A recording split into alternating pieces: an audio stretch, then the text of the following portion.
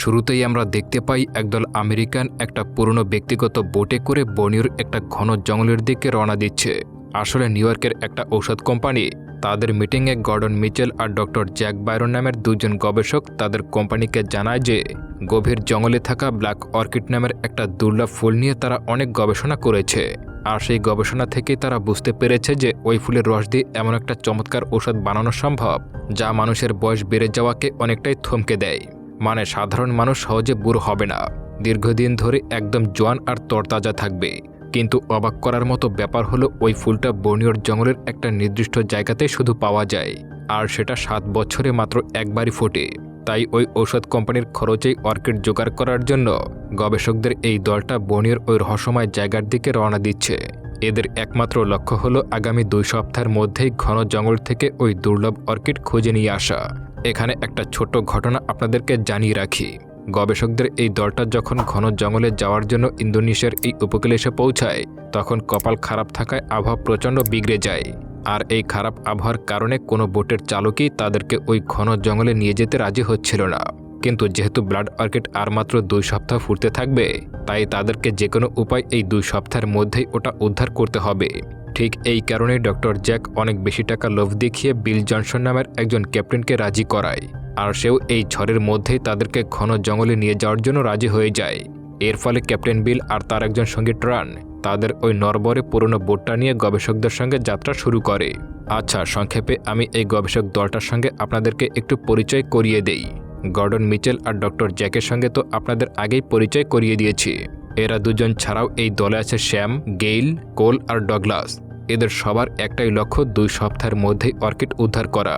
যাত্রার মাঝপথে গেইল অসাবধানতার কারণে হঠাৎ করে বোট থেকে পানিতে পড়ে যায়, আর সাথে সাথে একটা হিংস্র কুমির এসে তাকে আক্রমণ করে বসে।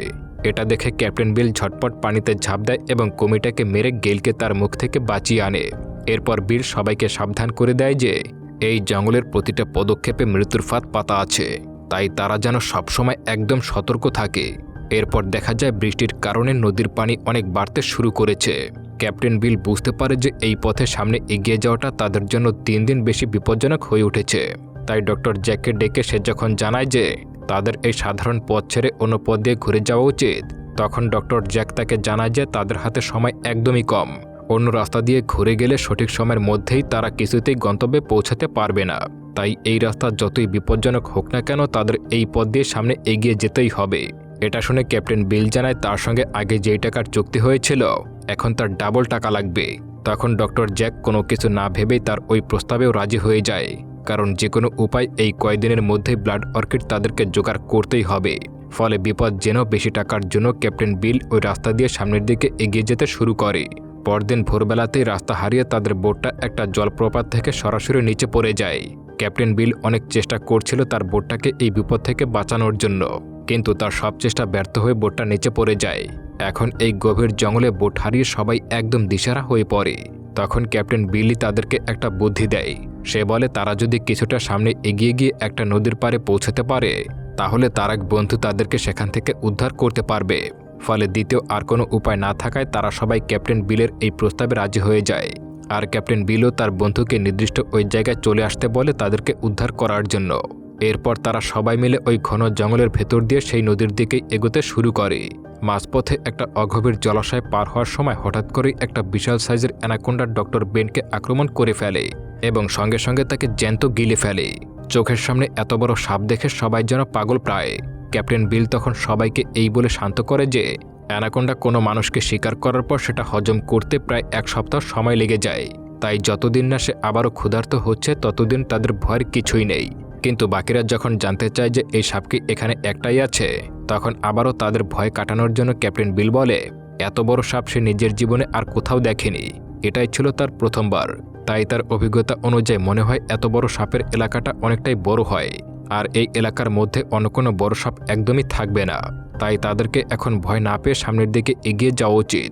এই অবস্থায় টিমের সবাই যখন বলে যে তাদের এই মিশনটা এখানেই শেষ করা উচিত, মানে এখান থেকে সবার ফিরে যাওয়া উচিত, তখন ডক্টর জ্যাক বাধা দিয়ে বলে এত দূর এসে খালি হাতে ফিরে যাওয়াটা মস্ত বড় বোকামি হবে। তাই যে কোনো উপায় ওই ফুলটা উদ্ধার করা দরকার, কারণ ওটা পেলেই তারা প্রচুর টাকা কামাতে পারবে। কিন্তু ক্যাপ্টেন বিল তাকে সরাসরি জানিয়ে দেয় যে তাদের এই মিশন এখানেই খতম। কারণ তাদের টিমের অলরেডি একজন মারা গেছে। যাই হোক, ওদিকে দেখা যায় বিলের বন্ধু নির্দিষ্ট ওই লোকেশনে আসার পথেই অন্য একটা অ্যানাকোন্ডা তাকে গিলে ফেলে। ফলে তার বোটটাও কিনারায় ধাক্কা খেয়ে ভেঙে চুরমার হয়ে যায়। সেটা দূর থেকে দেখতে পেয়ে ক্যাপ্টেন বিল যখন ওই জায়গায় গিয়ে পৌঁছায়, তখন বোটে সেই ধ্বংসাবশেষ তারা দেখে সবাই একদম হতাশ হয়ে যায়, কারণ তাদের বেঁচে ফেরা শেষ আশাটুকু শেষ হয়ে গেল। এই অবস্থায় ক্যাপ্টেনের সঙ্গী ট্রান্ট সবাইকে জানায় তার জানা মতে এই নদীর তীরেই কিছু হিংস্র আদিবাসী বসবাস করে। তাই এই নদীর কিনারা ধরে ধরে তারা যদি ওই আদিবাসীদের খুঁজে পায়, তাহলে হয়তো তাদের কাছ থেকে কোনো সাহায্য মিলতেও পারে। ফলে বোটের ওই ধ্বংসাবশেষ থেকে দরকারি কিছু জিনিসপত্র গুছিয়ে তারা সবাই সামনের দিকে এগোতে শুরু করে। কিন্তু মাঝপথেই তারা একটা পচা লাশ দেখে আবারও প্রচণ্ড ভয় পেয়ে যায়। সেটা দেখে ক্যাপ্টেন সবাইকে জানায় যে এটাই হলো তার সেই বন্ধু। এটা শুনে গিল অবাক হয়ে জানতে চায় তার বন্ধুর মৃতদেহ এখানে কেন। তখন ক্যাপ্টেন তাকে বুঝিয়ে বলে যে খুব সম্ভবত কোনো অ্যানাকোন্ডাই তাকে শিকার করেছে। আসলে এই বিশাল সাইজের সাপগুলো যখন বড় কোনো শিকারি গিলে ফেলে, তখন তারা নিজেরা দুর্বল হয়ে পড়ে। আর ওই অলস সময় তারা যদি নিজেদের চারপাশে কোনো বিপদ টের পেয়ে যায়, তখন পেট খালি করার জন্য নিজেদের গিলে ফেলা খাবারটা মুখ দিয়ে উগরে দেয়, যাতে শরীর হালকা করে আবারও শিকার করতে পারে। ক্যাপ্টেনের মুখে এই কথা শুনে সবাই আরও বেশি ভেঙে পড়ে। তবে ক্যাপ্টেন সবাইকে সাহস যোগায়, আর তারা সামনে কিছুটা এগিয়ে গিয়ে ওই আদিবাসীদের থাকার জায়গাটা দেখতে পায়। সেখানে গিয়ে তারা দেখতে পায় একটা বিশাল আকারের অ্যানাকোন্ডা মরে পড়ে আছে। কিন্তু দুর্ভাগ্যের বিষয় হলো, তারা কিছুক্ষণের মধ্যেই বুঝতে পারে যে এই অ্যানাকোন্ডাদের ভয়ে আদিবাসীরা এই এলাকা ছেড়ে পালিয়ে গেছে। এখন নিরুপায় হয়ে তারা সবাই মিলে ওই জায়গায় পড়ে থাকা আদিবাসীদের ব্যবহার করা কিছু বাঁশ দিয়ে ছোটোখাটো একটা ভেলা বানাতে শুরু করে, যাতে এই ভেলার সাহায্যে নদী পার হয়ে তারা ফিরে যেতে পারে। ঠিক এই ভেলা বানানোর সময় ডক্টর জ্যাক ওইখানে একটা ব্লাড অর্কিড ফুল দেখতে পায়। ওটা দেখেই তারা নিশ্চিত হয়ে যায় যে জায়গার খোঁজে তারা এতদূর এসেছে, তারা এখন ঠিক সেই জায়গার একদম কাছাকাছি পৌঁছে গেছে। তাই ডক্টর জ্যাক আবারও সবাইকে বলে যে ব্লাড অর্কিড তারা উদ্ধার করেই বাড়ি ফিরবে। কিন্তু এই বিপদের মুখে টিমের বাকিরা জ্যাকের কথায় একদমই রাজি হয় না। মানে কেউই আর ওই ফুলের পেছনে ছুটে জীবন হারাতে চাইছিল না। সবাই এখন যান বাঁচিয়ে কোনো মতে বাড়ি ফিরতে চায়। সবার এই অনীহা দেখে ডক্টর জ্যাক মনে মনে বেশ আপসেট আর ক্ষিপ্ত হয়ে যায়। এরপর দেখা যায় গর্ডন তার পায়ের ক্ষতস্থান ব্যান্ডেজ করার জন্য ডক্টর জ্যাকের একটা ব্যাগ খুলে চেক আপ করতে শুরু করে। আর তখনই সে অবাক হয়ে দেখতে পায় জ্যাকের ওই ব্যাগের ভেতরে একটা যোগাযোগ করার মতো বেতার যন্ত্র আর একটা পিস্তল রয়েছে। আসলে ডক্টর জ্যাক বিলের বন্ধুর ওই ধ্বংস হয়ে যাওয়া বোট থেকে এগুলি চুপচাপ সরিয়েছিল, কিন্তু এই রেডিওর ব্যাপারে জ্যাক কাউকে কিছু জানায়নি। এটা দেখে গর্ডন যখন সিদ্ধান্ত নেয় যে সে সবাইকে এই রেডিওর কথা জানিয়ে দেবে, ঠিক তখনই ডক্টর জ্যাক সেখানে এসে হাজির হয়। জ্যাক তাকে বোঝানোর চেষ্টা করে যে আমি যদি এই রেডিওর কথা সবাইকে বলে দিতাম, তবে সবাই এখনই সাহায্য চেয়ে এখান থেকে ফিরে যেত। তাই আমাদের ওই মূল্যবান ফুল আর উদ্ধার করা হতো না, যা দিয়ে আমরা কোটি কোটি টাকা কামাতে পারতাম। কিন্তু এত কথার পরও গর্ডন বলে সে সবাইকে জানিয়ে দেবে। তখন ডক্টর জ্যাক চালাকি করে একটা বিষাক্ত মাকড়সা গর্ডনের গায়ে ছেড়ে দেয়। এই মাকড়সাটা এখানে আসার পথেই ডক্টর জ্যাক একটা কৌটায় ভরে রেখেছিল। এই মাকড়সার বিষে যে কোনো মানুষ সঙ্গে সঙ্গে প্যারালাইজড হয়ে যায়, আর কামড় খাওয়ার সঙ্গে সঙ্গে গর্ডনের শরীরটাও একদম অবশ হয়ে যায়। সে নড়াচড়া করতেই পারছিল না। তার এই অবস্থা দেখে ডক্টর জ্যাক দরকারি জিনিসপত্রগুলো গুছিয়ে নিয়ে সোজা ভেলার কাছে চলে আসে। ওদিকে ভেলার কাছে অন্য সবাই রওনা দেওয়ার জন্য একদম রেডি। তখন শ্যামের মনে খটকা লাগে।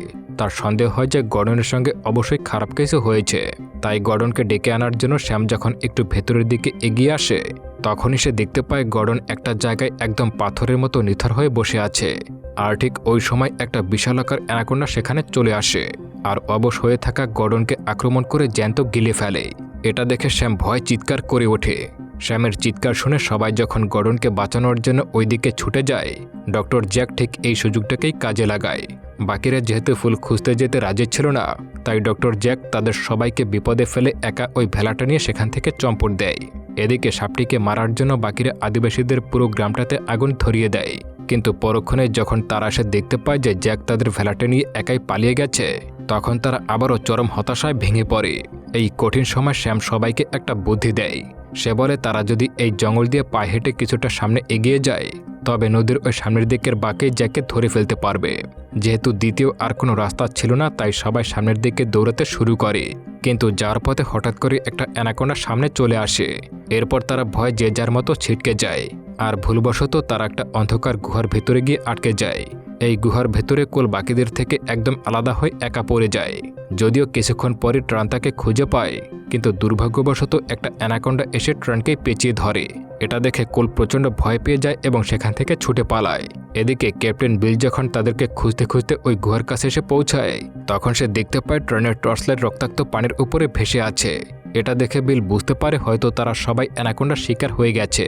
এরপর বিল যখন শ্যাম আর গেইলকে নিয়ে ওই গুহা থেকে বেরিয়ে আসছিল, ঠিক তখনই কোল একটা অ্যানাকোন্ডার তাড়া খেয়ে প্রাণভয়ে তাদের সামনে এসে হাজির হয়। তখন শ্যাম কোনো মতে একটা চাপাতি দিয়ে কোপ মেরে ওই অ্যানাকোন্ডার মাথাটিকে কেটে ফেলে দেয়, কিন্তু বিপদ যেন শেষই হতে চায় না। এরপর আরও একটা অ্যানাকোন্ডা এসে কোলকে পেঁচিয়ে ধরে টানতে শুরু করে। এটা দেখে বিল এক মুহূর্ত সময় নষ্ট না করে দৌড়ে গিয়ে নিজের ছুরি দিয়ে ওই সাপটাকে মেরে কোলকে আবারও মৃত্যুর মুখ থেকে বাঁচিয়ে আনে। এরপর তারা আরও কিছুটা সামনের দিকে এগিয়ে শেষমেশ জ্যাক আর তাদের ওই ভেলাটা খুঁজে পায়। জ্যাক তখন ভেলা থেকে নেমে একাই ফুল খোঁজার চেষ্টা করছিল। সেই সুযোগে বিল আর বাকিরা মিলে ভেলাটা নিয়ে সেখান থেকে পালিয়ে যাওয়ার প্ল্যান করছিল, কিন্তু একদম শেষ মুহূর্তে জ্যাক সেখানে চলে আসে এবং সবার দিকে বন্দুক তাক করে তাদেরকে ফুল খুঁজতে সাহায্য করতে বলে। আর বিল যাতে হঠাৎ করে তার উপরে হামলা করতে না পারে সেজন্য জ্যাক বিলের এক হাতে গুলি করে তাকে জখম করে দেয়। এরপর সবাইকে জিম্মি করে জ্যাক এমন একটা জায়গায় নিয়ে আসে যেখানে বড় একটা গর্তের ওপারে থোকায় থোকায় প্রচুর ব্লাড অর্কিড ফুটে রয়েছে, কিন্তু ওই ফুলগুলো আনতে হলে একটা সরু নরবরে কাঠের গুঁড়ি দিয়ে ওপারে যেতে হবে। আর সবথেকে ভয়ঙ্কর ব্যাপার হলো ওই গর্তের নিচে কিলবিল করছিল শত শত বিশালাকার অ্যানাকোন্ডা। আসলে এটা ছিল অ্যানাকোন্ডাদের মিলনের সময়, যার কারণে একটা স্ত্রী অ্যানাকোন্ডার জন্য অনেকগুলো পুরুষ অ্যানাকোন্ডা ওই গর্তে এসে জড়ো হয়। নিচে এরকমের অবস্থা দেখে ফুলান্তের সবাই যখন পরিষ্কার মানা করে দেয়, তখন জ্যাক আবারও বন্দুক উঁচিয়ে মেরে ফেলার ভয় দেখায় এবং শ্যামকে ওই কাঠের উপর দিয়ে ওপারে যেতে বাধ্য করে। মনের বিরুদ্ধে গিয়ে শ্যাম ওই বিপজ্জনক কাঠের উপর দিয়ে কোনো মতে ওই পাশে পৌঁছে যায় এবং অর্কিডগুলো তুলে একটা ব্যাগে ভর্তি করে ফেলে। কিন্তু ওপার থেকে ফিরে আসার সময় হঠাৎ করে কাঠের গুঁড়িটা ভেঙে যায় আর শ্যাম কোনো মতে ঝুলতে শুরু করে। এটা দেখে ডক্টর জ্যাক ফুলগুলো বাঁচানোর জন্য ব্যাকুল হয়ে শ্যামকে বলে ফুলের ব্যাগটা যেন তার দিকে ছুড়ে দেয়, কিন্তু শ্যাম বুদ্ধি খাটিয়ে উল্টো হুমকি দেয় যে জ্যাক যদি বন্দুক না ফেলে দেয় তবে সে ফুলের ব্যাগটা একদম সাপের গর্তে ফেলে দেবে। এটা শুনে জ্যাক দমে না গিয়ে উল্টো অন্যদেরকে মেরে ফেলার ভয় দেখায় এবং শ্যামকে বাধ্য করে ব্যাগটাকে ছুড়ে দিতে, কিন্তু শ্যাম ব্যাগটা ছুঁড়লে ওটা সরাসরি জ্যাকের হাতে না গিয়ে মাঝপথে একটা ডালে আটকে গিয়ে নিচের দিকে ঝুলতে থাকে। ঠিক এই সুযোগে হাতে চোট পাওয়ায় বিল কোনো রকমের এসে ডক্টর জ্যাককে ঝাপটে ধরে আটকানোর চেষ্টা করে, কিন্তু জ্যাক তাকে সহজে ছাড়েনি। বিলকে পরাস্ত্র করে সে নিচের দিকে একটু নেমে কোনো মতে সেই ফুলের ব্যাগটাকে উদ্ধার করে নেয়। কিন্তু কথা আছে না, পাপের ঘোড়া একদিন পূর্ণ হয়। ঠিক তখনই কপাল খারাপ থাকায় জ্যাকের ব্যাগে থাকা ওই বিষাক্ত মাকড়সাটা কৌটা থেকে বেরিয়ে খোদ তাকেই কামড়ে দেয়। এখন আমরা তো আগে জেনেছি যে এই মাকড়সাগুলো কামড়ালে মানুষ সঙ্গে সঙ্গে অবশ হয়ে যায়, তাই ডক্টর জ্যাকও ওই মুহূর্তেই অবশ হয়ে একদম সোজা নিচে পড়ে যায় আর গর্তে পড়া মাত্রই একটা বিশাল অ্যানাকোন্ডা হা করে তাকে জ্যান্ত গিলে ফেলে। আর এখান থেকে বোঝা যায় লোভের কি ভয়ঙ্কর পরিণতি।